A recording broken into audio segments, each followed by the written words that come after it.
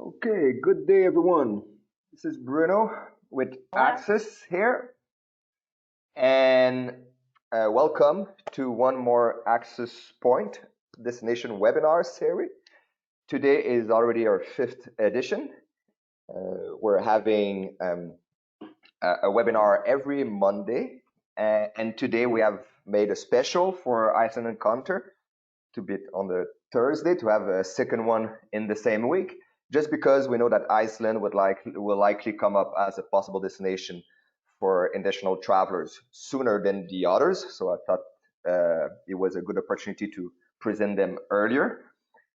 So our next webinars next week on Monday will be with celebrated experiences.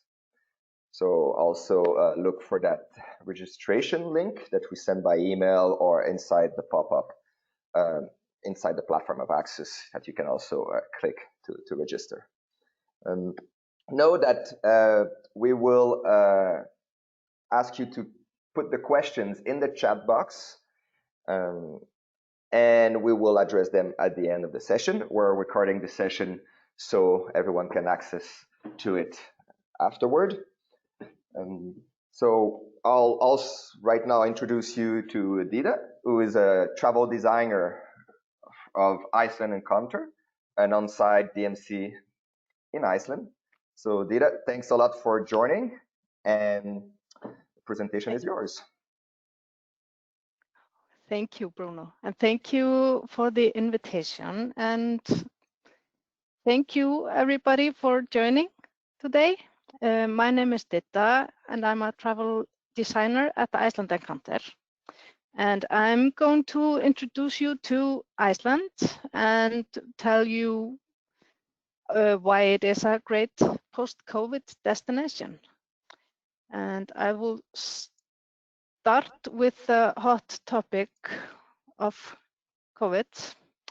And the good news is here in Iceland that we are open. But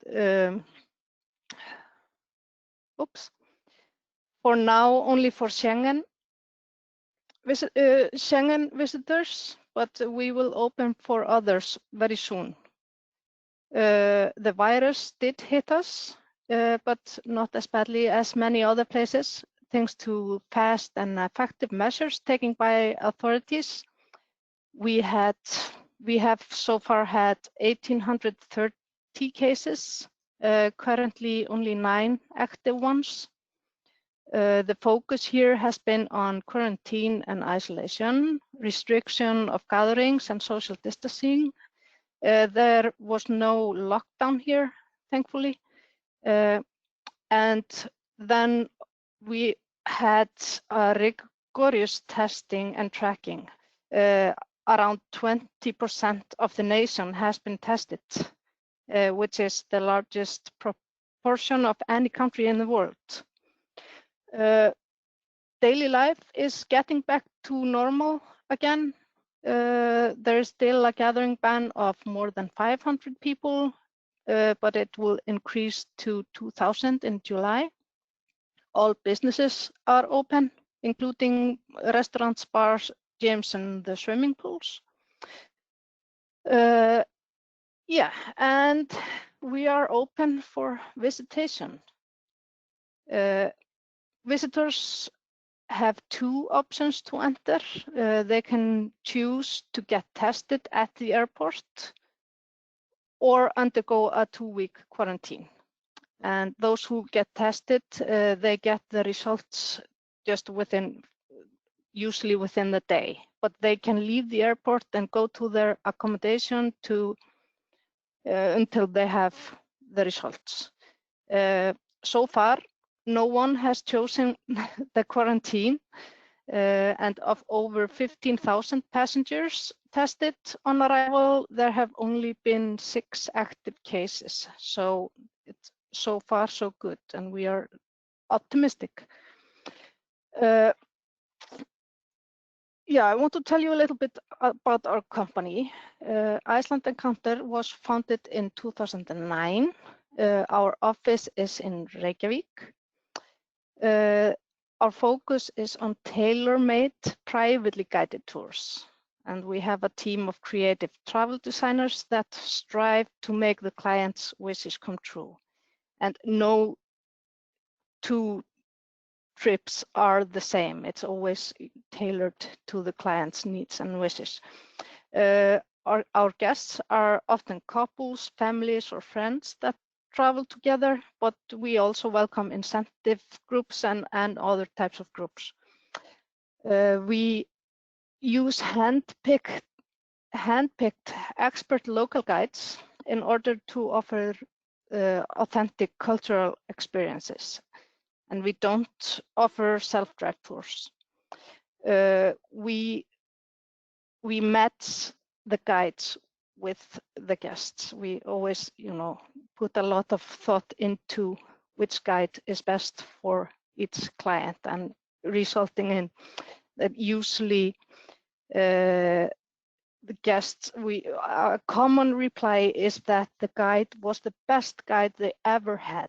So we are really, happy with that. We manage to match well. We are certified by the Iceland Tourist Board, and we are a member of the Icelandic Travel Industry Association and the official quality system for travel companies in Iceland called VAKIN. We have been a member of Virtuoso Luxury Travel Network since 2012, and we are quite new to AXUS, and we have been using the COVID downtime to update our AXUS library, so we are good to go. We have a strong eco focus, and we strive to minimize impact on the nature. We support local suppliers and vendors to help strengthen communities. All our tours are carbon offset, and we make annual donations to BirdLife Iceland, the Environment Association, and Search and Rescue Association. This is Iceland, and we are located between America and Europe. And even though the population is tiny, or about 365,000 people, the island is as big as New York State, or about 40,000 square miles. So you can imagine all the space we have. Majority of the population, or approximately 200,000 people, live in the capital area, which is here, if you can see my mouse hovering. And the largest town outside of the capital area is up north here in Akureyri, and it has about 18,000 inhabitants, and the other towns are mostly small, authentic fishing villages. And if you can see my mouse here, then this here, where I'm going, this is the ring road / here. And as you can see, most of the towns are by the coast. No one lives here in the middle. Our highland is one of the biggest wilderness areas in Europe. We rely on the fishing industry and tourism. Fishery was the main industry until the recent years when tourism came in strong. Most first-timers in Iceland focus on this area here, the southwest side. The Golden Circle is in this area, and this is the south coast here, and the Blue Lagoon and the airport is here at this peninsula here. So you can come to Iceland many times and always see something new.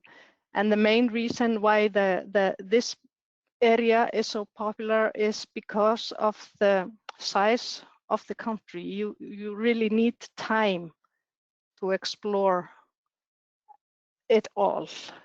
If you would do the whole circle and see some of the highland, we would, recommend at least 10 days. So, and if you want to include also the Westfjords, then yeah, I would say 12 days. But many guests want to come again and again, so that's good. There's always something new for you to explore, and it is the seasons. Visiting Iceland in the summertime is totally different experience from visiting in the wintertime. So yeah, there are a lot of opportunities to revisit. A lot of reasons. Yeah. We believe Iceland is the perfect escape from the outside world, even for us that live here. It's so easy to forget about the world's problems in the solitude of nature. It is very easy to find solitude here, even in the city. Social distancing is not a problem here. The air is clean, and most of tours and activities can be done as private arrangements. And there's also a variety of private villas and small properties for those who want to be exclusive. Iceland is a land of fire and ice. It's one of Europe's largest wilderness areas. It is sparsely populated and culturally interesting, both historically and contemporary. There's a lot of creativity going on. Everyone is an artist, or almost. For example, 1 out of 10 Icelanders will publish a book in their lifetime. And most of you also know some Icelandic musicians. Iceland is safe, clean, and progressive. We have low crime rate, little pollution, and a lot of innovation and equality. Iceland is a year-round destination, which is easy to get to. We are only 5-hour flight from New York and 3-hour flight from London, for example. Yeah, I'm now going to show you examples of what Iceland has to offer. And as you can imagine, it's all about nature. We have the northern lights in the fall and winter time, and the midnight sun in the spring and summer.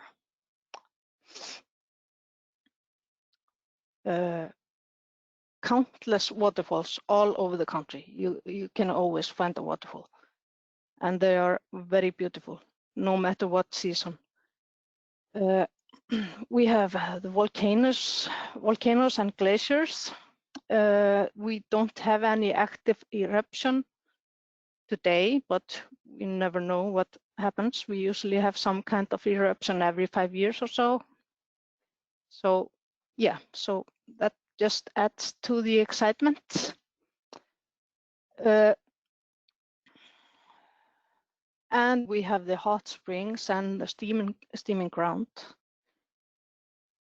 The wildlife is interesting. We have a lot of whale species, the Arctic fox, wild reindeer in the east, and many bird species, including the puffin, which is quite popular. And we, of course, have the Icelandic horse, which is not wild though, but it is the breed the Vikings brought with them when they settled, and it hasn't changed since because no other horse breed has ever been allowed on the island.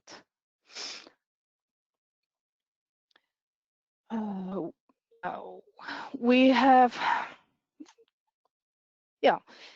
some like just to explore nature, hike and enjoy the solitude, and you don't really need anything else. But for those who want more, there are many things you can add to the experience and spice things up,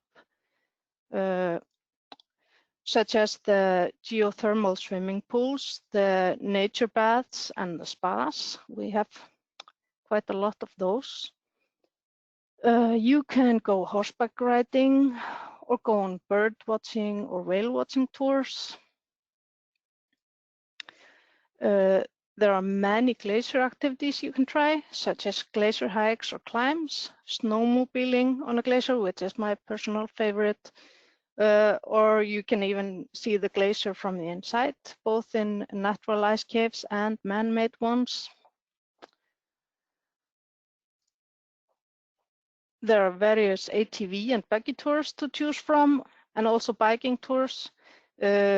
Lava trails are very popular, and black sand beaches trips. But yeah, there's a lot of various options from just 1 hour, or you can go for a few days on these tours, just based on your interest. You can snorkel between the continents in Silverafisher, kayak on a lake, or a glacier lagoon, or the ocean. There are also boat tours and hovercrafts on the glacier lagoons. You can go inside the volcano, and there are also lava tubes and caves you can explore. And you can see Iceland from above, and also cover larger areas in shorter time on various helicopter tours. And you can also use helicopters as transfer if you like that.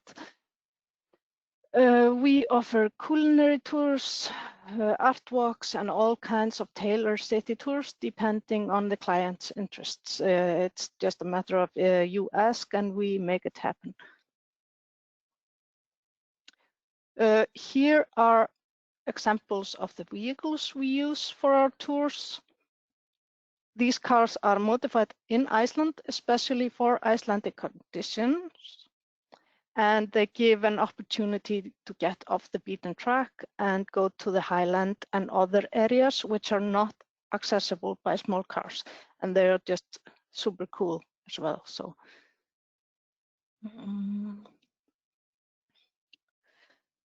yeah, weather is a hot topic in Iceland. It can be quite unpredictable. Sometimes we get all types of weather in one day. As an example, there was a hail just the other week in the west. Started out as a sunny day, then there was raining, and then there was hail, and then sunny again. So, and sometimes we say that there is no real weather in Iceland, only weather samples. There is some truth to that. But the weather today is beautiful. The main difference in the seasons lies in the daylight hours, which can be from 5 hours in December to 22 hours in June, depending, on the season. The summers give us the midnight sun, and the winter gives us the northern lights. Temperatures in the summer are typically around 10 to 20 degrees Celsius. In the winter, it's usually -5 to +5 degrees Celsius. So as you can see, there's not that much difference. The summers are cool, but the winters are relatively mild, and every season has its own charm. Like I mentioned earlier, Iceland is all about nature. You don't come visit just to chill at the hotel. However, there is a lot of nice accommodation, and we always strive to use the best options in each region. There are new, very good four-star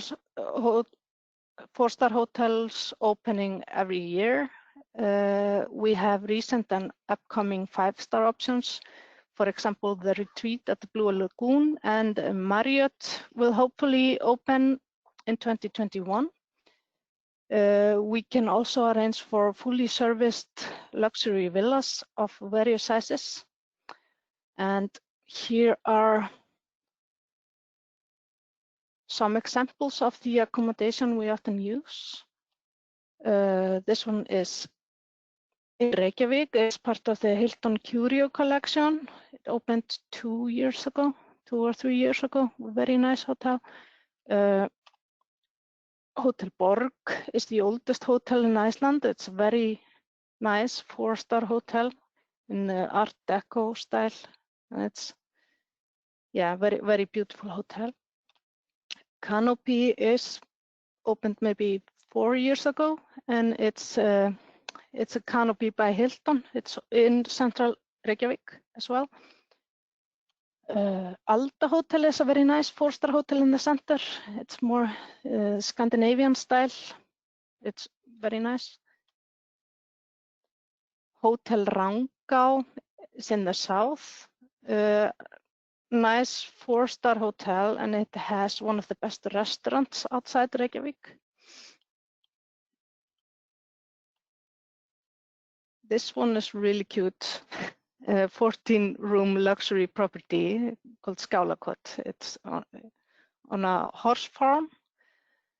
It's also in the south for those who like these small properties. Umi Hotel is also in the south, very nice. Foss Hotel Glacier Lagoon is close to Jökulsárlón Glacier Lagoon in the southeast, and it's the only 4-star hotel in that area. Very beautiful hotel. Hotel Búðir is on Snæfellsnes Peninsula in the west. It's very popular amongst Icelanders as a romantic getaway. As you can see, it's small and very, very cozy.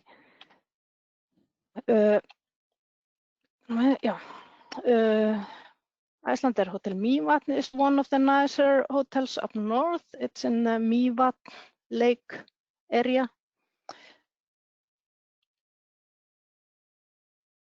And yeah, here are samples of the villas we have access to, and they can be fully catered and of various sizes. And last but not least, the 5-star retreat at the Blue Lagoon that opened 2 years ago, and I believe it's the perfect way to end your stay in Iceland. It is not far from the airport, and it's just you totally rewind going there.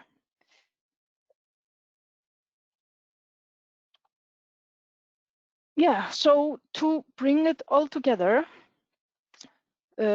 Iceland is an exotic and safe year-round destination, which is easy to get to. The summers are cool, the winters are mild, and it does have something for everyone. You can find more information, including sample itineraries and frequently asked questions on our website, encounter.is, and also feel free to mail us at contact@encounter.is. Yeah, that's it from me, but I see there are some questions here, so Thanks a lot, Didda. Try my best to. That was great. I'll read to you out loud the questions, so if some people didn't find the chat section. And by the way, everyone, the chat section is kind of a bubble that should be on your top right, I believe, in your GoToMeeting interface. So if you want to ask questions there, or you can also unmute yourself after we're done with the 2 questions we can see there and ask also live to Didda. So Didda, one question from Erica was, what happens should one test positive? You know, when you arrive at the airport and you have the test. Yeah. We first of all, those who test positive, they go into isolation either at their accommodation or they are provided with accommodation, and they are tested more to see if they are infective. So most of those who have tested positive on arrival have tested to be immune. It was an old infection and they were not sick or you know Contagious. Contagious. Yeah, thank you. So yeah, but those who prove to be contagious are put into isolation. But can they go back to their country? I mean, can they fly back? No. No. No. They're in Iceland. They have to stay here Okay. until they are symptom-free, virus-free. Yeah. But thankfully that there are not many cases of that. Right. And I believe most of the ones who have been tested positive on arrival are Icelanders that are returning. We haven't had that many tourists yet, or you know, just travelers. It's mostly Icelanders coming home. Yeah. Right. Anyway, we can agree. Okay. That, I mean, if you have to be in quarantine somewhere, I mean, I'd gladly be in Iceland. But okay, so another questions from Jean or Jean. Sorry if I pronounced that wrong. We are hearing that Americans will not be allowed to enter the EU countries, right? The European countries. If this happens, will Iceland follows the Europeans' lead and forbid Americans as well? Do you know if you're mirroring your politics to Europe or it's pretty independent? We try to be independent here, and the minister originally said that we will open to Americans, whether EU does it or not. But we now hear that they are looking into it, so they might follow EU, but we don't know for sure yet. But we'll probably know that within the next few days. But I believe Iceland will be opening up to Americans sooner than the rest of Europe. But if it will be 1st of July, I cannot promise, but hopefully very soon. Yeah. Okay, thanks. And Pascal has a question. Yeah. Is there enough to do in the Golden Circle for a week? What is in the Golden Circle? The Golden Circle is basically a day tour. You can do it from Reykjavik, or we usually, our guests, they stay first 1 or 2 nights in Reykjavik, then they take the Golden Circle and spend the night after that in the south, just to reduce driving times. But you do the Golden Circle in one day. It's the big three of the Golden Circle are the Þingvellir National Park, where the tectonic plates are you emerge, and there's geysers and the Golden Waterfall and some other nature sites. But yeah, this is a day tour. Definitely, you don't come to Iceland and plan to spend a week there. There's so much else to see. Okay, thank you. Now Yasmin is asking, do you have a minimum or maximum days for the personal tours?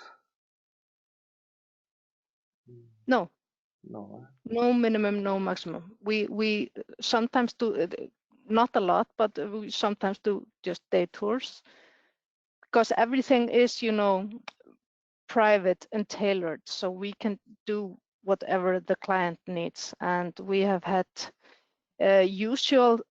usually people stay maybe 5 to 7 nights in the winter, 4, 5, 6 nights in the winter, and longer in the summer. But no, there's no minimum or maximum. Okay, good. I think the next question could be a bit in line with that. Celeste is asking, is there a minimum to what you can book with Encounter Iceland? Or could you book 1 or 2 day tours or as an excursion of a cruise, for example? Yes, you can do that. So there's no minimum booking, we like sometimes people do would short require excursions. a hotel or something like that. But you offer short excursions, yeah. Yes, we do that as well. You just ask and we will do it for you. Yeah. Easy. Okay, good. And then, I mean, Marcelo and Susan is asking if you can send the presentations to their email. I'll keep those emails for you, Didda, so you can send the presentations actually to everyone. So that would be great. I can do that. Definitely. Yeah. Yeah. Okay. And also, if you have any other questions, just email and we will reply to you. And Susan is asking, sorry, one last question. Is there an additional charge with credit cards? Not for Visa and MasterCard, but we charge 2% for Amex. Okay. And rates are usually work with rates net or commissionable, or their preference? It's just what the agents prefer. Usually we quote net, but yeah, if gross is better, we do that. So you just tell us in advance. Yeah. Yeah, when they ask for the proposal. Okay, sounds good. So everybody's saying good information, nice presentation, a lot of thank you.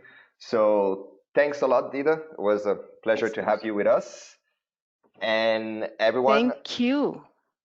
Yeah, and everyone will put the presentation, also the recording, in our support library. There's a section for recorded webinars. Just go find the AXUS Point webinars in there. So thanks again. Until the next time. Yeah, thank you for listening, and I hope to hear from you very soon. Okay, bye.